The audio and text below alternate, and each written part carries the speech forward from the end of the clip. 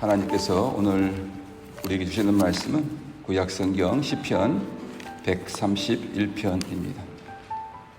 여호와여, 내 마음이 교만하지 아니하고 내 눈이 오만하지 아니하오며 내가 큰 일과 감당하지 못할 놀라운 일을 하려고 힘쓰지 아니하나이다.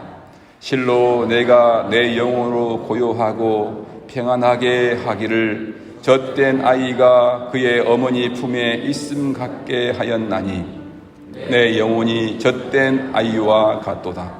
이스라엘아, 지금부터 영원까지 여호와를 바랄지어다. 아멘. 한 주간 잘 지내셨습니까? 기도를 하시는데 하나님 부르니까 이렇게 갑자기 눈물이 이렇게 탁 나오더라고요. 하나님이라는 이름이 하나님 아버지 우리가 부를 때에 참 우리에게 그러한 그 관계가 우리가 얼마나 귀한지, 참 하나님 이름을 부를 수 있는 우리가 너무 감사하죠. 오늘 만족하는 삶을 사는 법에 대해서 말씀을 전하겠습니다. 오늘날은 어느 시대와 비교할 수 없는 참 부족함이 없는 이렇게 풍족한 그러한 시대입니다.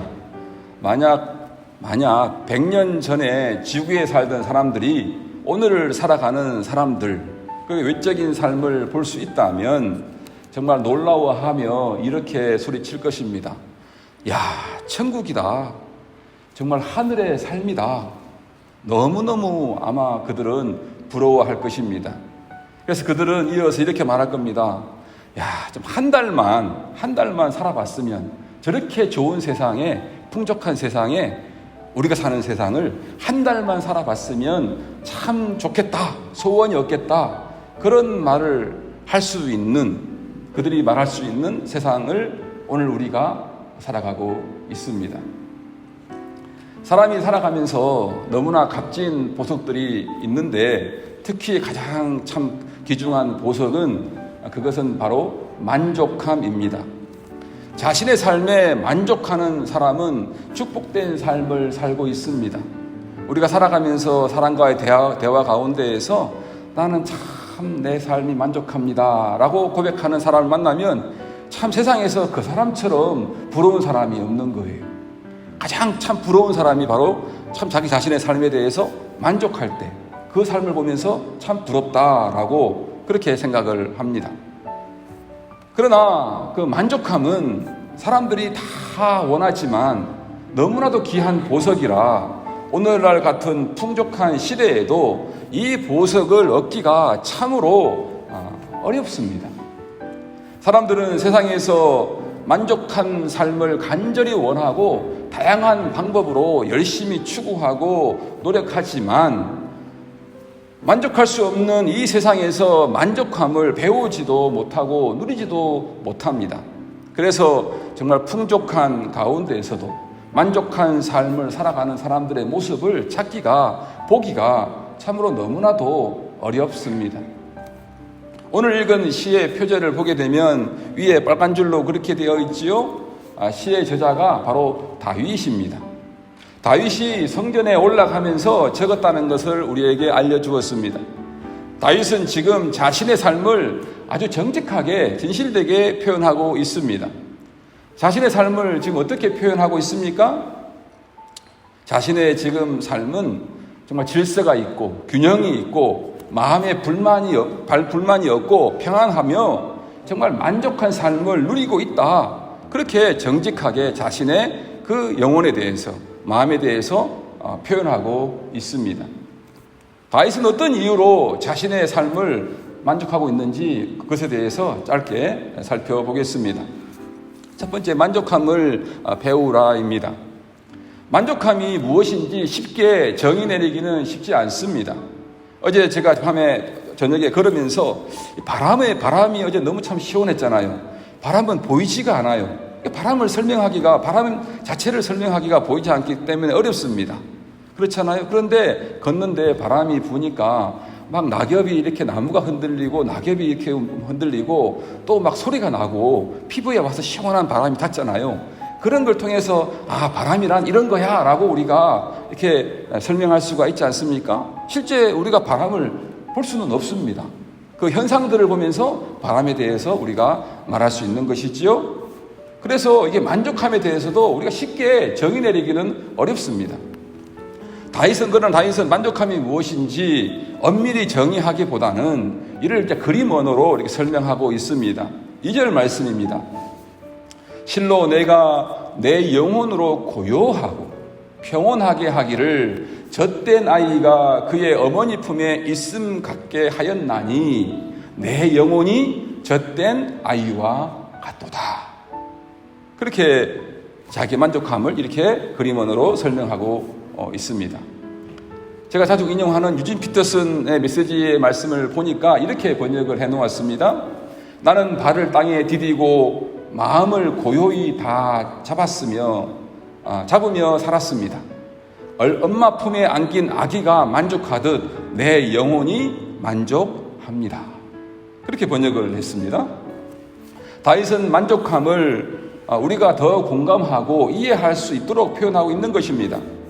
아이는 어머니의 젖을 늘 먹었는데 이제는 그 젖을 떼고 일상적인 식사를 하며 딱딱한 음식을 먹으며 새로운 깊은 만족을 누리고 있습니다. 다윗은 지금 자신이 하나님을 신뢰하며 그분의 뜻에 자기 자신을 맡기며 그분이 의도하시고 주시는 대로의 삶을 기쁘게 받아들이며 영혼의 만족을 누리고 있습니다. 정말 하나님을 이렇게 의지하는, 정말 하나님을 신뢰하고 그분의 뜻에 자기 자신을 맡기고 그분이 의도하시고 주시는 삶을 잘 기쁘게 받아들이면서 누리는 그 만족감, 그것을 지금 다윗이 표현하고 있는 거예요. 그런데 여러분, 여기서 우리는 젖을 먹는 아이와 어머니의 상황을 조금 더 생각해 볼 필요가 있겠습니다. 다윗이 의도적으로 자신을 젖된 아이로 표현하고 있습니다. 젖 먹고 있는 아이가 아니고 젖된 아이로 표현하고 있다는 것이지요. 이렇게 표현하는 이유는 젖을 떼는 과정은 참으로 폭풍 같은 그러한 시간입니다. 그러한 젖을 떼는 과정이 지나간 후에 고요함과 평온함을 연결해서 이해하도록 하기 위함인 것 같습니다. 젖을 떼는 일은 아기뿐만 아니라 엄마에게도 정신적, 감정적, 육체적 노력이 필요하기에 참 젖을 떼는 일은 젖에 물려있는 아이의 아이의 떼는 일은 참으로 어려운 일입니다. 어머니에게도 참으로 고통스러운 일입니다. 엄마가 아기의 젖을 뗄 때에는 아기가 딱딱한 음식을 먹으며 더 큰 만족감을 누릴 수 있는 삶으로 이끌고자 하는 엄마의 마음과 젖을 계속 먹으며 엄마의 젖에서 만족감을 유지하고자 하는 그 아기의 그 욕구가 서로 이렇게 부딪히면서 엄청난 갈등을 일으킵니다. 그렇기 때문에 아기를 사랑하는 엄마가 자녀의 젖을 떼는 일은 아기와의 관계가 참 불안하고 참으로 갈등할 수밖에 없는 것이지요. 이처럼 젖떼는 일이 육신으로도 어려운 일이듯이 하나님과의 관계인 영적인 젖을 떼는 것도 마찬가지입니다. 다윗이 젖을 뗀 후에 영혼이 만족하는 그 태도는 하나님을 신뢰하고 순종하는 관계에서 앞에서 말씀드린 것처럼 하나님이 주시는 그 대로의 삶을 기쁘게 받아들이며 자기 자신을 하나님께 다 맡기고 의지하는 그것에서 얻어진 것입니다. 하지만 이 일은 우리가 경험하고 있듯이 참 쉬운 일이 아닙니다. 하나님을 의지하고 신뢰하고 하나님께서 주시는 그 삶, 하나님께서 우리에게 복을 주시기 위해서 의도하고 계획하고 주시는 삶을 우리가 이해하고 그걸 믿고 받아들이고 순종하는 그 일이 쉽지 않다는 것입니다. 쉬운 일이 아닙니다. 주님을 신뢰하고 순종하는 이 일이 왜 그렇게 배우기가 힘들까요? 어려울까요? 참된 만족은 우리가 바라는 것을 무엇이든 척척 얻는 그런 모든 것이 잘 되는데 있지 않습니다. 우리가 어렵고 힘든 상황에서도 주님을 신뢰하고 그 뜻에 순종하는 것을 이렇게 배워 나가는 데에서 우리가 만족감을 얻게 됩니다. 그것에 만족이 있는 거예요. 젖되지 않은 아기는 엄마의 젖을 더 좋아하고 이미 익숙해 있는 상태에 자신의 삶을 만족합니다. 그렇잖아요. 아기가 엄마의 젖을 빨고 있었을 때 그것처럼 자기가 만족스러운 게 없잖아요. 그냥 아기는 그게 가장 자기 인생에서 만족스러운 거예요. 익숙한 거예요. 그렇지만 엄마는 아기의 건강과 성장 과정을 따라 아기의 삶에 무엇이 필요한지 알기 때문에 젖을 떼고 딱딱한 음식을 먹는 데서 얻는 그 만족감을 아기에게 주려고 합니다. 이미 젖을 기대했던 아기는 엄마에게 젖을 거부당하면서 화를 내거나 서럽게 울거나 발버둥을 치면서 떼를 씁니다. 아기는 처음으로 엄마와 함께 하면서 큰 슬픔을 느끼며 고통을 경험합니다. 그러나 엄마는 젖을 떼야 하는 그 이유를 누구보다도 분명하게 알고 있기 때문에 이 일을 단호하게 행합니다. 봐주지 않습니다. 과감하게 젖 떼는 일을 행합니다. 아기가 젖을 떼고 그 나이에 맞는 딱딱하고 영양가 있는 음식을 받아들이도록 아기의 입장에서는 지금 없어서는 안 될 것 같아 보이는 그 모유일지라도 엄마는 모유 주는 일을 과감하게 멈춥니다. 아기는 엄마의 마음과 선한 뜻을 이해하고 받아들이기 위해 자신에게 익숙한 그리고 만족하는 것을 내려놓기가 쉽지 않기 때문에 엄마에게 배우기가 너무너무 어렵습니다. 우리도 아기처럼 우리 자신이 원하는 삶을 끊임없이 원하고 그것을 이루고자 하는 의지에 사로잡혀 그것을 우리도 놓지 못하기 때문에 우리가 주님께 참 배우기가 어렵습니다. 우리가 붙잡고 있는 그거 내려놓기가 너무너무 어렵습니다. 어떤 사람은 이 보석 같은 주님을 의지하고 신뢰하고 주님께서 주시는 것을 잘 받는 그러한 순종, 자기 자신의 그 원하는 것을 내려놓고 주님께 그걸 맡기고 순종하면 정말 그게 정말 영혼에 참된 만족이 있는데 그것을 배운다는 게 너무너무 어려워서 어떤 사람들은 10년, 20년 긴 시간이 소요됩니다. 그것만 놓으면 되는데 인생에 참된 만족을 할 수 있는데 그것을 놓지 못해가지고 어떤 사람은 거의 죽음에 다다랐을 때에 그런 고백을 하면서 주님의 품으로 가는 사람들을 봤습니다. 그러면서 하시는 말씀들이 그렇잖아요. 내가 왜 그것을 그때 그렇게 하지 못했을까? 후회하는 사람들이 얼마나 많은지 모릅니다. 그렇잖아요. 우리가 머리로서 이렇게 머리에 있는 이렇게 사랑이라는 단어가 지식으로서 머리에는 있잖아요. 그런데 그 사랑이라는 이 단어가 머리에서 이렇게 마음으로 내려오고 또 마음에서 이렇게 손과 발로 가기까지는 이게 평생 걸리는 일 같아요. 평생. 머리에 사랑? 이게 바로 손으로 가지 않더란 말이죠. 그까지 늘 평생 이게 힘든 거예요. 쉽지가 않습니다. 정말 이 보석 같은 배움을 죽을 때가 다 되어서 사람들이 배우기도 한다는 것, 참 안타까운 일입니다. 어쨌든 아기는 엄마가 인도하는 길을 신뢰하고 순종하며 배워야 합니다. 그래야 성장에 맞는 성숙한 만족을 누릴 수가 있습니다. 영혼의 만족, 영혼의 배부름을 이렇게 누릴 수가 있습니다. 하나님과 관계에서 다윗은 젖을 뗀 후 하나님의 품에 안겨 있는 것 같은 안전함과 친밀함을 표현하고 있습니다. 그 안에서 다윗의 마음은 참으로 고요하고 평안합니다. 그 만족함을 배웠고 그 만족함을 지금 다윗은 누리고 있습니다. 우리도 그러한 만족을 누리는 그런 삶이 되기를 원합니다. 마지막 두 번째, 만족감을 근데 빼앗기지 않기 위해서 다윗이 굉장히 그 산 가운데 경계했던 것, 조심했던 것이 있음을 1절에서 말씀하고 있습니다. 1절 말씀입니다. 여호와여, 내 마음이 교만하지 아니하고 내 눈이 오만하지 아니하오며 내가 큰 일과 감당하지 못할 놀라운 일을 하려고 힘쓰지 아니하나이다. 다윗은 하나님과의 관계에서 오는 그 만족함을 누리기 위해 하나님과 관계를 어떻게 해야 하는지 잘 이해하고 알고 있는 것이 분명합니다. 다윗은 자기가 하나님을 품을 떠나서 무슨 큰 일과 위대한 일을 해내려고 용쓰지도 않습니다.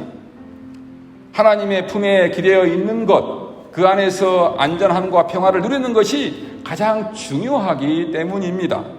그때 그가 가장 만족하기 때문입니다.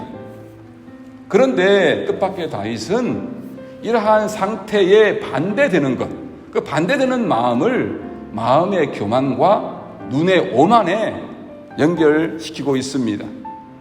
아마도 다윗이 생각하는 바는 하나님의 품을 떠나서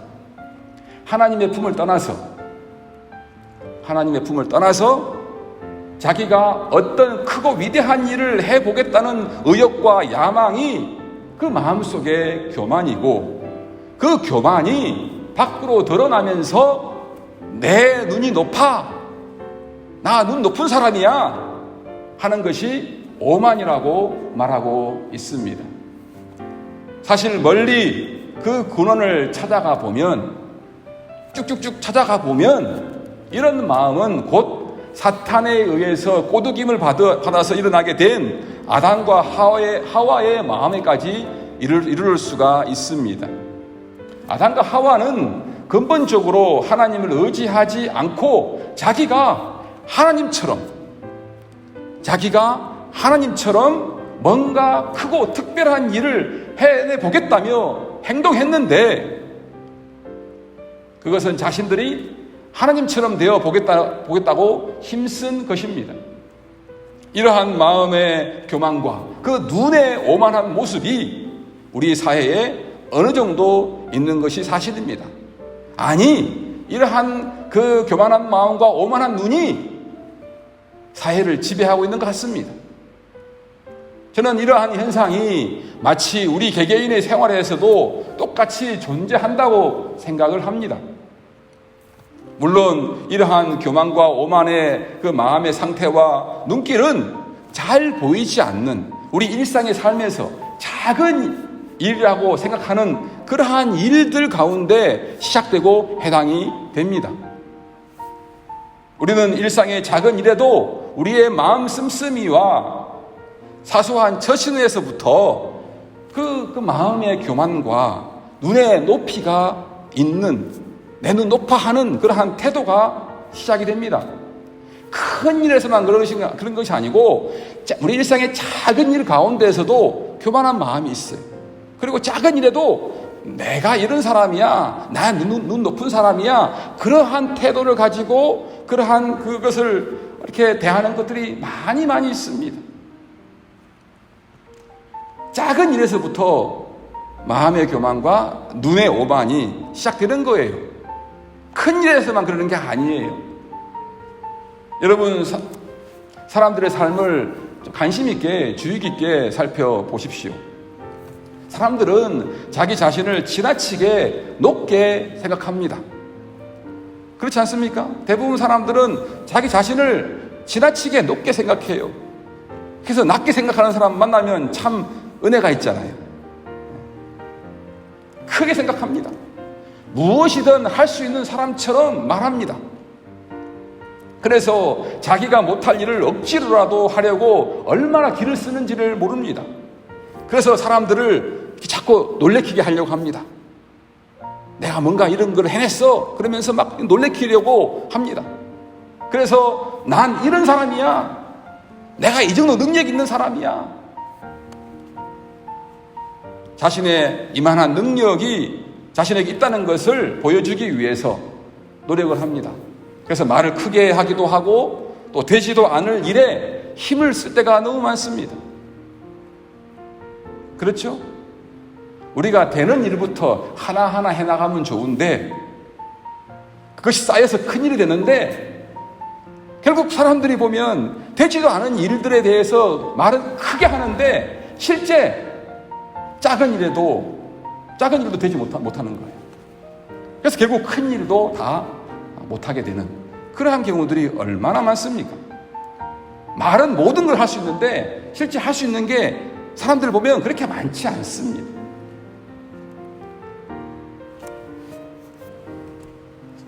나 이런 사람이야. 나 눈 높은 사람이야.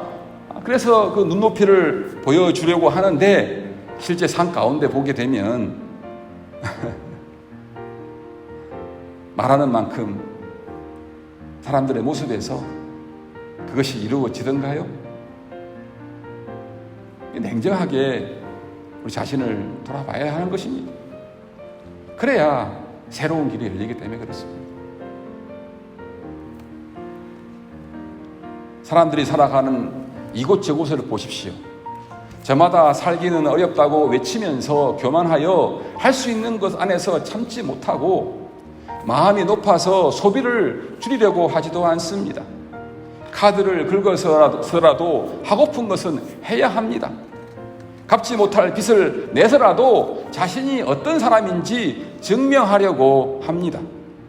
직업은 제각각인데 소득은 거의 동등한 수준이 되기를 바랍니다. 그런 위험천만한 기반 위에서 사랑과 행복 그리고 장밋빛 미래를 꿈꾸고 즐기는 사람들이 많습니다. 언젠가 닥칠지 모르는 그 가정의 그 뱅크럽, 그 부도 같은 것을 애써 자꾸 외면하고 있는 것입니다. 조금 있으면 현실이 되는데 자꾸 외면을 합니다. 결국 사람들이 자신이 감당하지 못하는 일에 관심을 두고 힘쓰는 것을 보면 우리 삶 속 곳곳에서 나타나는 문제들을 깊이 보면 마음의 교만함과 그 눈의 오만함과 연결되어 있다는 것을 알 수 있습니다. 그리고 그러한 마음은 우리의 영혼에, 우리의 삶에 엄청난 트러블, 큰 문제를 만들어내기 시작합니다. 삶이 요동치는 근본 원인이 바로 교만한 마음과 눈의 오만함에 있는 것입니다. 그래서 결국 이렇게 그 마음의 교만과 그 눈의 오만함을 감당하지 못하는 그러한 일들이 사실 자신들의 삶이기 때문에 늘 마음 가운데 불안하고 또 걱정하면서 마음의 평화를 잃어버립니다. 사람들 가운데 참 마음의 만족함을 찾아보기가 어렵습니다. 늘 마음에 불만이 있고 불안이 있고 막 그렇습니다. 평화가 없습니다. 교회들도 사정을 한번 들어보시면 여러분 잘 느끼시겠지만 저도 목사님들과 많은 분들과 교제를 하다 보니까 교회 사정들을 들어보면 일부 교회들은 좀 더 많은 교인들이 예배하기 위해서 예배당을 세우는데 실로 감당할 수 없는 큰 빚을 집니다. 교인은 얼마 되지 않고 이민사회의 삶은 참으로 어려운데 우리 교회에 많은 사람들이 와서 예배하면 좋겠어. 그러한 마음을 가지고 막 예배당을 크게 짓습니다. 얼마 전에 제가 잘 알고 지내는 그 목사님도 그 포틀랜드에서 막 예배당을 이 어려운 시기에 지었습니다. 젊은 형제인데 엄청난 빚을 집니다. 가진 돈으로 예배당을 짓는 것이 아니고 은행에 엄청난 빚을 내가지고 한 달에 10,000불, 15,000불 막 갚아가면 해야 되는 그러한 예배당을 짓습니다. 교인들은 자신이 은퇴하기까지 그 빚을 갚을 수 있을지 장담할 수 없을 만큼 자신들의 형편을 무시하고 외면하면서 잘 갖춰진 그 예배의 환경, 그 프로그램이 제공되는 그 교회를 선호합니다. 그래서 엄청난 돈을 예배당 안에 막 집어넣습니다. 건물에, 프로그램에. 그런 교회를 좋아합니다. 이러한 교만과 오만함은 교회에서 들어야 할 말씀을 듣고 드려야 할 찬송을 드리며 바랄 만한 영광을 바라는 행복한 교회가 되는 것을 방해합니다. 엄청난 문제를 일으킵니다. 엄청난 부담을 줍니다. 성도들의 마음의 평화를 다 빼앗아 가버립니다.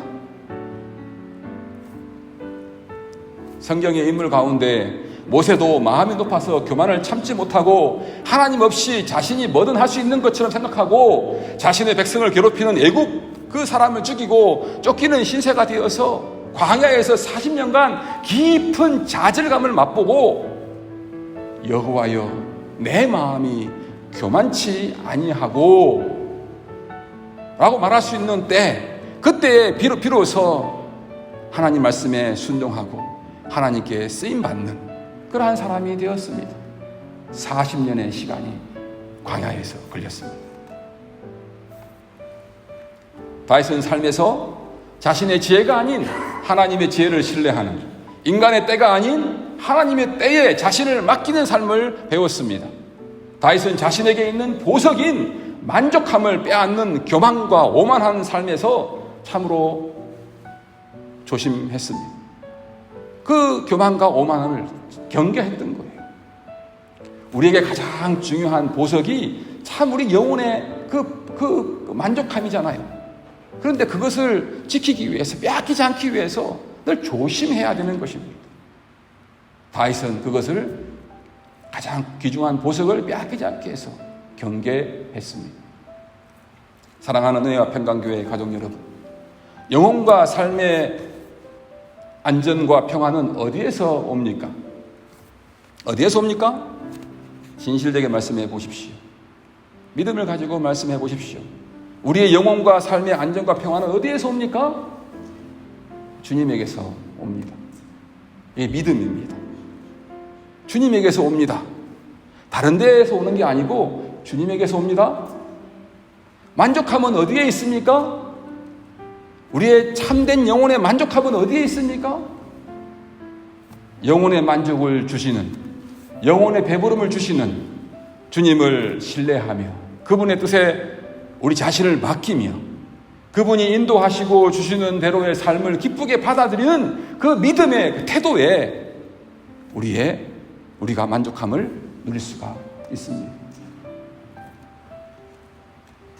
우리가 주님 안에서 만족할 때 우리의 삶에서 꼭 필요한 것이 무엇인지 알게 되고 우리의 삶에서 우선순위를 잘 정하고 선택하여 질서 있는 삶을 누릴 수가 있습니다. 또 우리가 어느 한쪽으로 기울거나 치우치지 않는 그런 균형 있는 삶을 누릴 수가 있습니다. 또 우리는 서로 약하고 부족하지만 서로 주님을 신뢰하며 잘 어울리는 조화로운 삶을 누릴 수가 있습니다. 주님 안에서 이루어지는 삶의 질서와 균형과 조화로움은 젊은 사람들에게는 마음을 부드럽게 하고 삶을 건강하게 합니다. 나이 든 사람들에게는 참으로 품이 있고 여유로운 삶을 누리게 합니다. 주님이 주시는 것입니다. 그런데 마음의 교만과 눈의 오만함으로 자신이 감당하지도 못할 놀라운 일을 하려고 할 때 삶의 우선순위를 정하고 선택하는 일에 실패하게 됩니다. 삶의 균형도 깨어집니다. 서로 잘 어울리며 조화로운 삶을 이루어갈 수가, 누릴 수도 또 없습니다. 만족함을, 영혼의 만족함을 빼앗겨 버립니다. 다윗은 시의 마지막을 이렇게 끝내고 있습니다. 여러분, 이제부터 영원히 오직 주님만을 의지하도록 하십시오. 주님만을 바라보고 주님만을 의지하십시오. 영혼의 만족함을 누리십시오. 그렇게 시를 끝내고 있습니다. 젖된 아이가 엄마의 품에서 만족을 누리는 것처럼 우리 모두 주님을 바라보고 주님을 의지하며 주님의 품에서 만족을 누리는 삶이 되시기를 바랍니다. 기도하겠습니다. 하나님 감사합니다. 오늘 말씀을 통해서 우리에게 어떻게 만족함을 참된 영혼의 만족을 주시는지 알려주심을 감사드립니다. 오늘 말씀이 우리 삶 가운데에서 이루어지도록 성령님 도와주시옵소서. 예수님 이름으로 기도합니다. 아멘. 오늘은 찬송을 두 곡을 불러 준비했습니다. 먼저 438장은 앉아서 부르고 이후에 두 번째 찬송은 함께 일어서서 함께 부르도록 하겠습니다. 먼저 438장입니다. 내 영혼이 은총 입어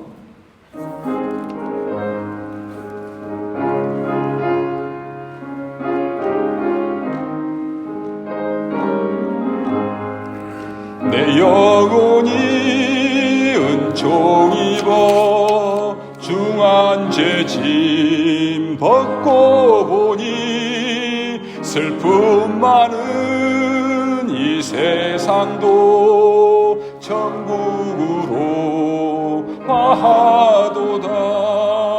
할렐루야 찬양하세. 내 모든 죄 사함받고 주 예수와 동행하니 그 어디나 하늘나라. 주의 얼굴 뵙기 전에 멀리 뵈던 하늘나라 내 맘속에 이루어지니 날로 가깝도다. 할렐루야 찬양하세. 내 모든 죄 사함받고 주 예수와 동행하니 그 어디나 하늘나라. 높은 산이 거친 들이 조막이나 궁궐이나 내 주 예수 모신 곳이 그 어디나 하늘나라. 할렐루야 찬양하세. 내 모든 죄 사함받고 주 예수와 동행하니 그 어디나 하늘나라.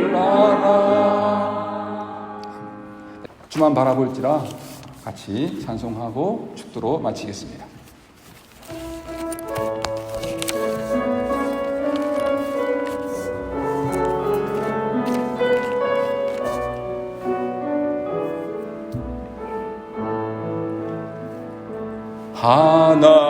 하나님의 사랑을 사모하는 자, 하나님의 평안을 바라보는 자, 너의 모든 것 창조하신 우리 주님이 너를 얼마나 사랑하시는지.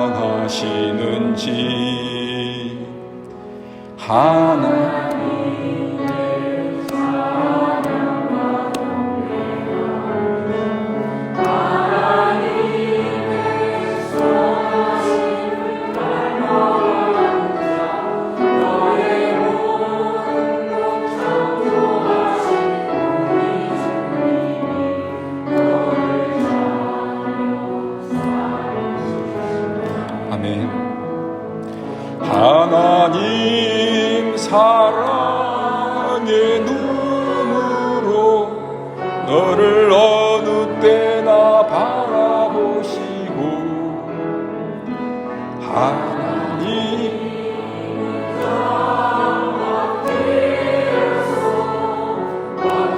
나 너의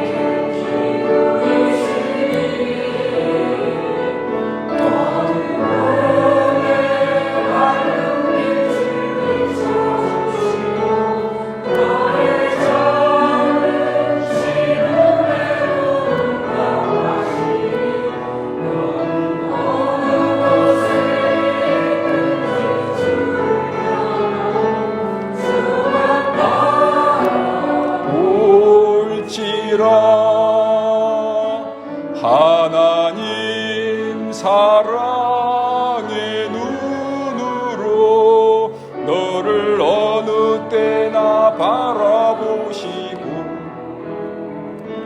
하나님 인자한 귀로서 언제나 너에게 기울이시니 어두움에 밝은 빛을 비춰주시고 너의 작은 신음에도 응답하시니 너는 어느 곳에 있든지 주를 향하고 주만 바라볼지라 주만 바라볼지라.